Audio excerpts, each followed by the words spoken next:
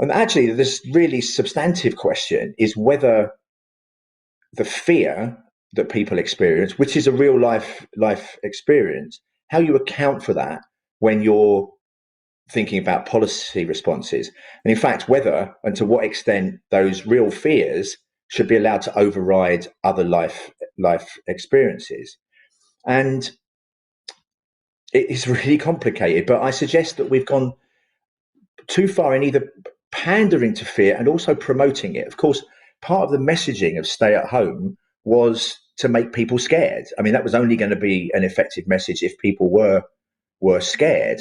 And now what we need to do is kind of release some of that fear, and that's quite a challenge. But I do think we're now in a position where we should be starting to place the risks in a broader perspective. Essentially, we need a grown-up conversation around trade-offs. Everything we do, other than mitigating the transmission of COVID-19 completely, will trade off mortality risks for other benefits. And I'm concerned that we've kind of disproportionately emphasised mortality risks, so that we're in the situation now where schools are going back. Some of them are on Monday. We have a son that's in year 6, so he'll be one of those kids going back in, where many parents are choosing to keep their kids off school, and it feels disproportionate. I mean, the impact on their child's welfare, on the impact on other kids, compared to the mortality risks that come from sending their kids back, it feels like we're getting those trade-offs a little wrong. And so I'd like to see, I guess, in conclusion, before I open this up for conversation, I think the responses to COVID-19 have shown just how powerful the healthy narrative is. It certainly drove our demands for lockdown and more stringent measures to deal with the mortality risks of COVID-19.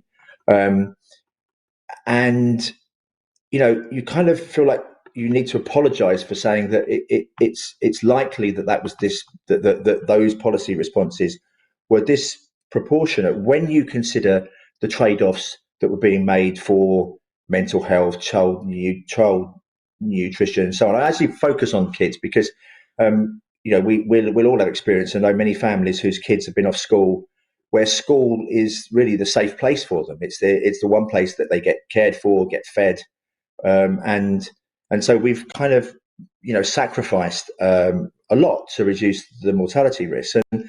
And we never know what the counterfactual is, because of course the fear had taken hold anyway, and people were socially distancing in spite of lockdown, and probably would have done quite a lot of what they did anyway, even if they weren't told to. So it's really complicated and it's a bit of a mess.